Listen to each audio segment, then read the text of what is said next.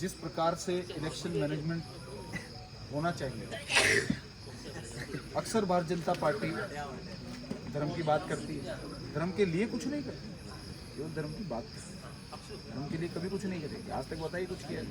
राम मंदिर बना। हाँ, राम मंदिर भारतीय जनता पार्टी ने बनाया।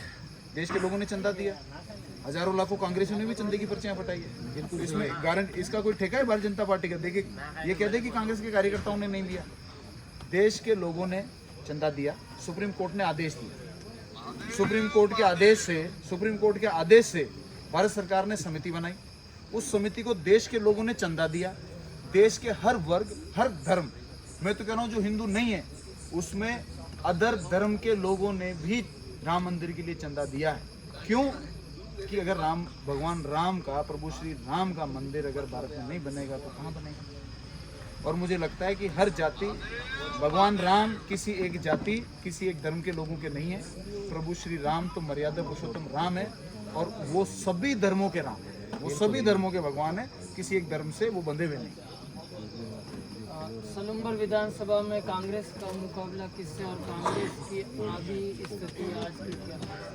देखिए, मुकाबला किससे है? भाजपा से। ये एक डाइवर्टिंग सवाल है। अब कोई ये बोलता है हमारा मुकाबला किससे नहीं है, वो भी गलत है। कोई बोलता है हमारा इससे है, वो भी गलत है। देखिए, हम एक राष्ट्रीय पार्टी के रूप में चुनाव को लड़ रहे हैं। हम जनता के पास में जा रहे हैं। कांग्रेस की विचारधारा ये है, भारतीय जनता पार्टी की विचारधारा ये, आदिवासी पार्टी की विचारधारा ये, तीनों के अलग अलग कैंडिडेट्स हैं। कैंडिडेट्स की क्षमता ये है, ये तो जनता फैसला करेगी कि जनता को किसका किससे मुकाबला कराना है। अगर हम ही तय कर देंगे कि टिकट भी ये होंगे, हम ये तय कर देंगे इसके और इसके बीच में मुकाबला है, फिर जनता का रोल कहाँ रहा? तो ये तो जनता को तय करने दो कि सब अपना अपना पक्ष रखें, फिर जनता ये फैसला करे कि किसका किससे मुकाबला करें। वो उनका काम, हमारा काम। इस बार CWC पूर्व और कई बार के सांसद विधायक रघुवीर मीणा लगातार चुनाव हार भी रहे, लेकिन उनकी मान मनोबल आपने खूब करी, लेकिन ना तो रघु नज़र आ रहे हैं, ना रघु के वीर दिल से नज़र आ रहे हैं। ये डैमेज जा रहा है, इसको कैसे देखते हैं? वीर जी बहुत सीनियर लीडर है कांग्रेस पार्टी के, उनका मान सम्मान हमेशा था, हमेशा है और हमेशा रहेगा। मेरी मान मनवार करने की बात ही नहीं, मैं तो पार्टी के हर लीडर की कर रहा हूँ। वो बहुत सीनियर लीडर हैं, तो मेरा तो मान मनवार करना बनता ही था। और निश्चित रूप से मैं आपको तय कह रहा हूँ कि उस दिन से रघु जी एक भी दिन घर पे नहीं बैठे हैं, हर दिन घूम रहे हैं, सबको कह रहे हैं। उनके सभी लोग फील्ड में पूरी ईमानदारी के साथ लगे हुए हैं। पूरी कांग्रेस एक है और आप देखेंगे एक होने के बाद में एक चमत्कार कांग्रेस पार्टी के कार्यकर्ता करने वाला।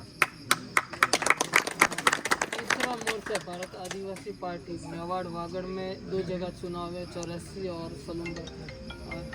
84 में आरोप लग रहा है कि बाप पार्टी कांग्रेस से कुछ बहुमत की सपोर्ट की कुछ गुंजाइश गुहारिश कर रही है, तो इसको कैसे देखते हैं? क्योंकि संसद के चुनाव में, लोकसभा के चुनाव में कांग्रेस ने बांसवाड़ा की सीट बाप पार्टी के लिए छोड़ दी और अब सलूम्बर में बाप पार्टी के सुप्रीमो राजकुमार रौत का एक स्टेटमेंट आया था कि गठबंधन वही लोग करते हैं जिनकी ज़मीन, राजनीतिक ज़मीन खिसक जाती है। तो यहाँ पर सलूम्बर विधानसभा में इस तीसरे मोर्चे को, उनकी विचारधारा को किस तरीके से आप ऑब्जर्व करते हैं? देखिए,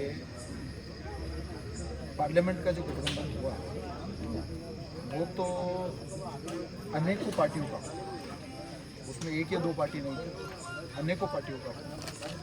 और उन्होंने गठबंधन में पार्लियामेंट चुनाव में जब कांग्रेस के लीडर्स की मदद चाहिए थी तो उन्होंने आग्रह भी किया। पार्टी प्रेसिडेंट रंधावा जी, सब लोग उनकी मदद करने गए भी। वो पार्लियामेंट का चुनाव, स्टेट इलेक्शंस में पार्टी लेवल पर ये फैसला हुआ है कि सब इंडिविजुअल लड़े, पहली बात। दूसरी बात, क्योंकि कांग्रेस ये कहती है कि हम सबकी पार्टी, हम आदिवासियों की पार्टी भी, हम जनरल की पार्टी भी, हम ओबीसी की पार्टी भी, हम एससी की पार्टी भी, हम सबका विकास करेंगे। हर समाज में जो पिछड़ा वर्ग है उसको आगे लाने का काम करेंगे, चाहे वो किसी भी जाति या किसी भी धर्म का हो, हिंदू मुस्लिम सिख ईसाई, हम सभी चारों हैं भाई भाई। ये कांग्रेस की बेस लाइन। तो कांग्रेस को तो 100 के 100 में से वोट मिलेंगे। वो कहते हैं कि ये तो हमारी जाति की पार्टी है, इस प्रकार का प्रचार जमीन पे करती है, तो उनको तो 50 में से ही मिलेंगे। पिछले चुनाव में भी तो हाँ, तो जीते थोड़ी यहाँ पर। तभी तो कह रहा हूँ कांग्रेस की 70 सीट है, आदिवासी पार्टी की 3 सीट, और भारतीय जनता पार्टी और कांग्रेस में एक बार राज आता जाता है। तो जिनको सब लोग वोट देंगे, सभी जाति वोट देंगे, सब धर्म वोट देगी, वो पक्ष हमेशा मजबूत रहेगा, उसमें कोई पूछने बताने की बात ही नहीं। कश्मीर से पत्थरबाजी बंद हो गई और ये पत्थरबाजी अब मेवाड़ वागड़ में हर दिन देखने को मिलती है। मेरा सवाल आपसे यही कि ये जो भाजपा के कई नेताओं से भी हमने इस प्रश्न पर जानना चाहा, आप कैसे देखते हैं आदिवासी हिंदू हैं या नहीं है? और उदयपुर सांसद और पार्टी के सुप्रीमो राजकुमार रौत और एक डिबेट नई चालू हो गई है हिंदू और मैं समझ रहा हूँ आप किस लाइन पर ले जाना चाह रहे हैं। नहीं बात को आपसे 2-4 सामान ज़्यादा देखे होंगे मैंने, और हाँ मैं सब चीज़ें समझता हूँ।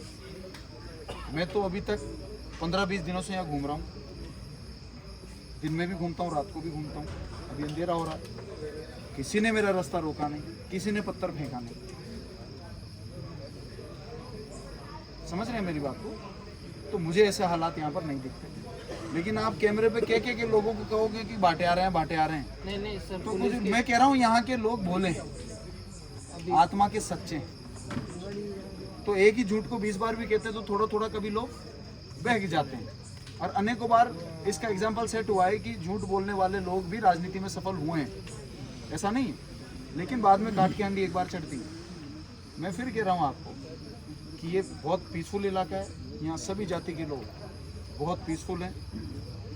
हम बाहर से आए हुए लोग आज 15 दिन से कांग्रेस पार्टी के कितने वर्कर हैं यहाँ पर, किसी ने कोई शिकायत नहीं की। तो हम ये कैसे मान लें कि पत्थर आ रहे हैं? मामले दर्ज हो रहे हैं, पुलिस के प्रेस नोट आ रहे हैं, खबरें बन रही है। अभी 2 दिन पहले भी एक युवक की हत्या हो गई। पुलिस जो है वो सरकार की होती है, प्रशासन और पुलिस सरकार की होती है। और सरकार किसकी आपको पता है। क्यों पोलराइज कराना चाहते हैं वो? आदिवासी भाइयों को बदनाम करके वो वोट्स को क्यों पोलराइज कराना चाहते हैं आप समझ रहे हो? मुझे किसी से पूछने बताने की जरूरत नहीं है। ये एक षड्यंत्र है जो आदिवासी भाइयों को बदनाम करने के लिए रचा जा रहा है, जिम्मेदार लोगों द्वारा रचा जा रहा है। मुझे लगता है कि सभी भाई एक बात बताइए, जेलों की लिस्ट निकालिए, राजस्थान में जितनी जेल है उसमें हर धर्म हर जाति का आदमी जेल के अंदर मिलेगा। तो आप कैसे किसी एक जाति के ऊपर कह देंगे कि इसी जाति के बदमाश? हाँ, आप जेल की लिस्ट तो उठाइए, हर धर्म हर जाति का मिलेगा। लेकिन इस प्रकार का वातावरण जो अभी बन रहा है, मैं समझ रहा हूँ कि पोलराइजिंग की जो स्ट्रेटेजी है भारतीय जनता पार्टी की पुरानी है, बट इस चुनाव में वो कतई कामयाब नहीं होगी, उल्टी मुंह की खाएंगे। सलूम्बर में तीसरे मोर्चे भारत माता की जय, कांग्रेस पार्टी जिंदाबाद। कोई अफवाह इस तरीके के रूमर मार्केट में चल रहे हैं, तो क्या इनमें कोई तथ्यात्मक सच्चाई है? आप कैमरे पर खंडन करें। हाँ, जब सबने अलग अलग सिंबल दे दिया है और सब अलग अलग भाग रहे हैं, तो गठबंधन की तो कोई बात नहीं है। और ये कौन सा मार्केट है जहाँ से रूमर आती है? मुझे भी पता था कि मैं वहाँ सुबह जाके तो पूछूं तो सही कि ऐसी कौन सी कॉलोनी है, ऐसा कौन सा मार्केट है जहाँ ये बात चल रही है, या कहीं आप माइक और कैमरा लेके आप ही फैला रहे हो, या तो ये भी हो सकता है। क्योंकि मार्केट मेरे हिसाब से तो मार्केट की खबर तो आप ही बनाते हो। अब आपका सर कुछ घंटे टाइम है, 2 दिन शेष रहे, कांग्रेस की स्थिति क्या है सर? करिश्मा अभी यहाँ पर नारे गूंज रहे थे। देखिए, आप देख रहे हैं किस प्रकार से हर दिन से जन समर्थन कांग्रेस पार्टी को और हमारी कैंडिडेट को मिल रहा है। निश्चित रूप से 13 तारीख को सबसे ज़्यादा मतदान कांग्रेस पार्टी के कैंडिडेट और कांग्रेस पार्टी के सिंबल के पक्ष में होगा। जिंदाबाद, जिंदाबाद, जिंदाबाद। और लंबे समय से जो एक जीत का इंतजार कांग्रेस पार्टी के कार्यकर्ता देख रहे हैं, वो इंतजार नवंबर महीने के अंदर खत्म होने वाला है।